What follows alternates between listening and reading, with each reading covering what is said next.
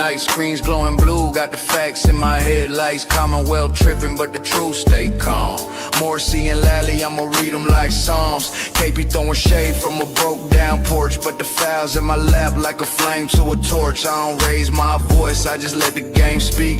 Steady with the grind while the crooked run weak. We just riding slow, gliding, paper stacking in the breeze. Turn the system up, let the whole town see. No mask on my face, no fear in my lane. I'ma shine that light on the ones bringing shame. From the courtrooms down to the city blocks. They can't hide from the truth, cause the truth don't stop. We just try to slow grind. Midnight oil burning, pen hit the pad slow. Every word cut clean like the rims on the 6-4. From Boston to Brockton, the whispers all hum. Turtle boys riding in the reckoning gon' come. 𝗟𝗟𝗄𝗃 in the back room, 𝗺𝗵𝗲 on the phone. Trying to twist the narrative, but they can't postpone. I'm just sipping on the facts while the city play pretend true. Got no curfew, I'ma run it to the end. See, this ain't about fame, this about that long game. You can duck, you can weave, but the truth still call your name. We just riding slow, gliding, paper stacking in the breeze.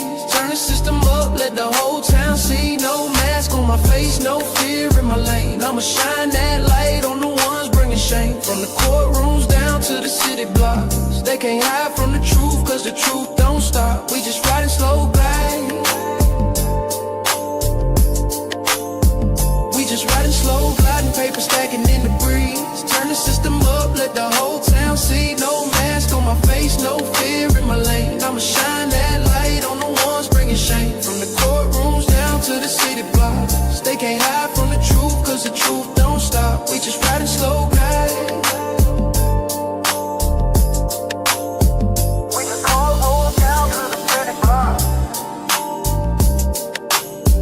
We just riding slow, gliding.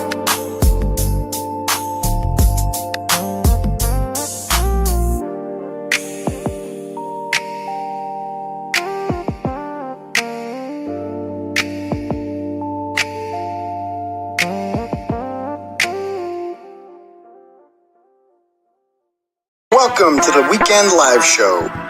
508 is where I'm from. We run down the biggest stories of the week with you every Saturday night. Let us know in the comments right now where you reppin'.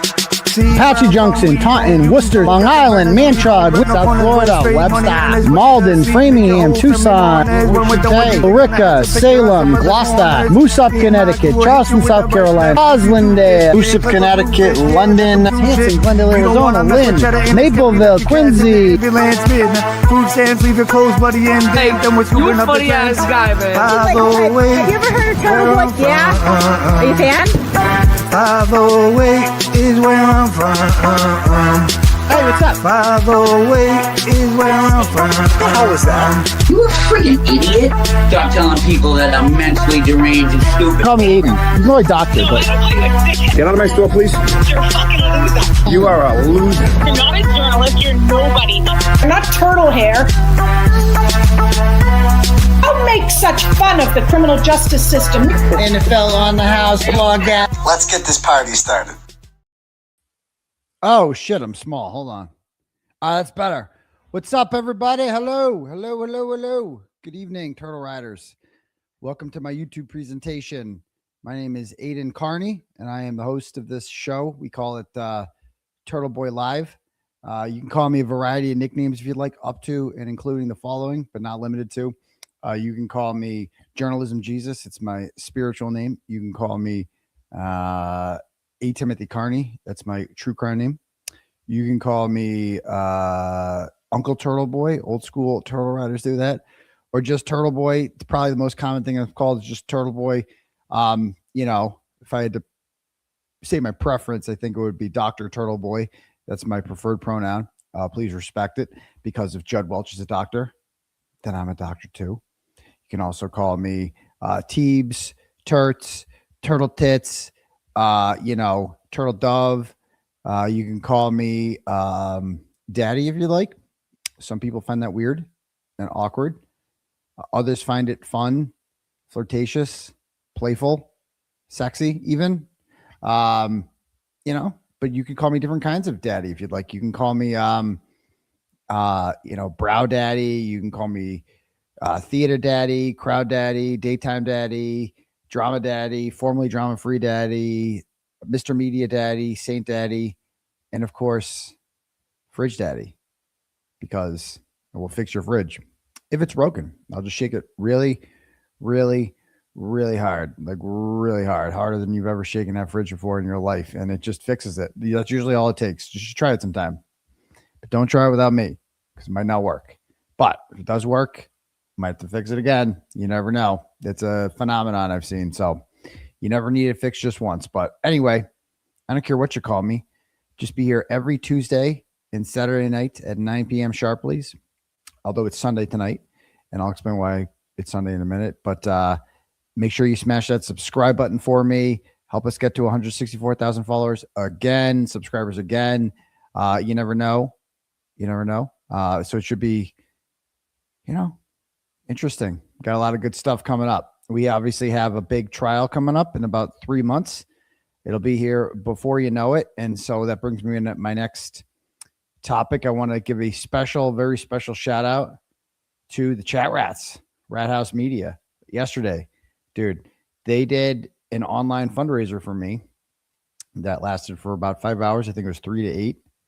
And they raised over $11,000, but complete with everything, it's like 12 grand they raised in 5 hours, the chat rats. So go and give a sub, please, if you haven't done so already, to Rat House Media. Please do it now. Can we get them? Can we get Rat House Media to let's see, what are they at right now? I think they were so close to 10,000. We have to get them. I was watching their pregame YouTube presentation prior to this.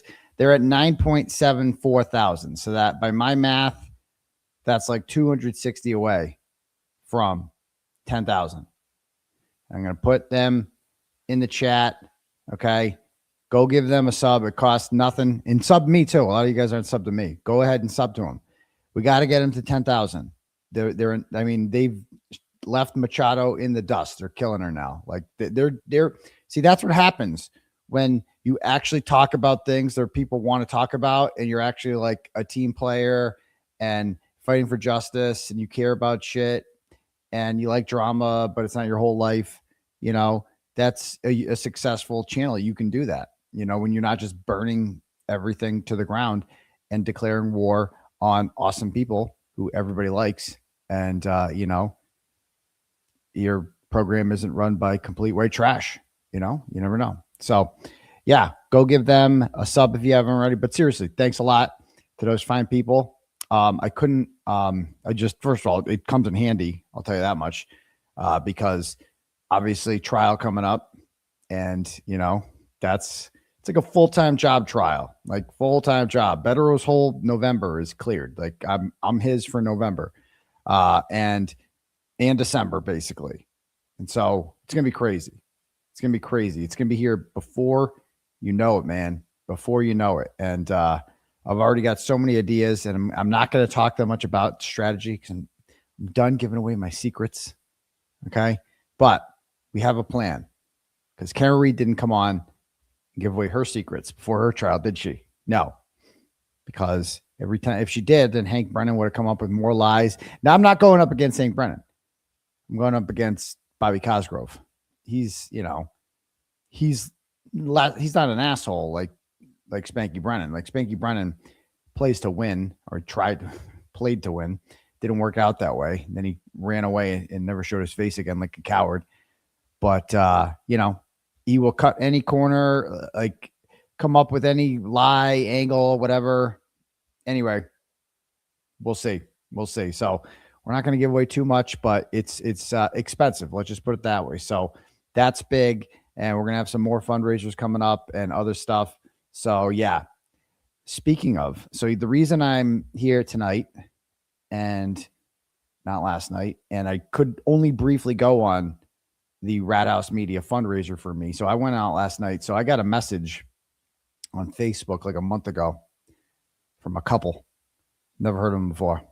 And they messaged me, and they were like, I'll just read the message. I'll read the message out loud. Hold on. So I have this right. I don't want to misquote them. Okay.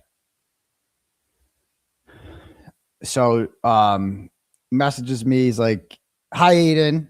I'd previously reached out through your website, and my wife reached out over Facebook. And they said they said I could say a name. So her name is Maggie. Maggie is a huge fan and has followed you for a few years since the beginning with Karen Reed. We're hoping that we could take you and a date out to dinner at a restaurant convenient and fun for you. And we would pay you for your time as well. There's $500 to make sense. Nothing weird. Just trying to get to know a local hero. Please let me know either way." Now, I've never been offered money to go to dinner before. I've never had this. And so I'm like, oh, I thought about it for a minute. Like at first I was like, okay, well, this could be a setup. A lot could go wrong here, but then I was like, $500. Like I'm going to be paid to eat. And like, yeah, fuck it. Like why not? Like they're offering whatever. And so I said, yeah, let's do it. And he goes, awesome. Are you interested in Ocean Prime in Boston, or would you prefer something closer to home? And then he gives me a couple available dates, and I didn't get back to him. And then I'm like, oh crap, because I'm so bad at getting back to people. I'm like, hey, sorry about the delay. Should be available on the 22nd. Let me double check to make sure I don't have a commitment. And then he messages me, and then he messages me again, and then he messages me again on Monday. I just totally was not getting back to him. And I'm like, oh crap, sorry for not getting back to you. The week flew by. And then I'm like, I told him the 22nd. Okay. And he makes a reservation for 4. Okay. And I'm like, I go, so were you just looking to like hang out? Like no business or anything? Like, like what's going on here? I've never been asked out to dinner. Like when you just, not only you paying for dinner, you're going to pay for dinner and pay me. Like, yeah, I don't see the downside here. I don't see the downside. And I go, and he says, we're looking to have fun and meet you two. This is casual. My wife is a big fan, and it's an early birthday present. I don't want to crush. I'll skip that part. And he goes, I go, sure. And yeah. And then he's like, yeah, we're excited. Yeah, we double check. And then I go down there. So we went down to South Boston yesterday to the seaport. Like I felt like Karen Reed and Alan Jackson just walking around in the seaport. It's so nice down there. It's like so fancy. And you're just like, it doesn't feel like you're in like real Boston. It's just like fancy Boston. And there's like a big, right? Ocean Prime is this, seafood restaurant, and it's kind of right in the middle of the seaport. And across the street from it is this like apparently summer like beer garden thing.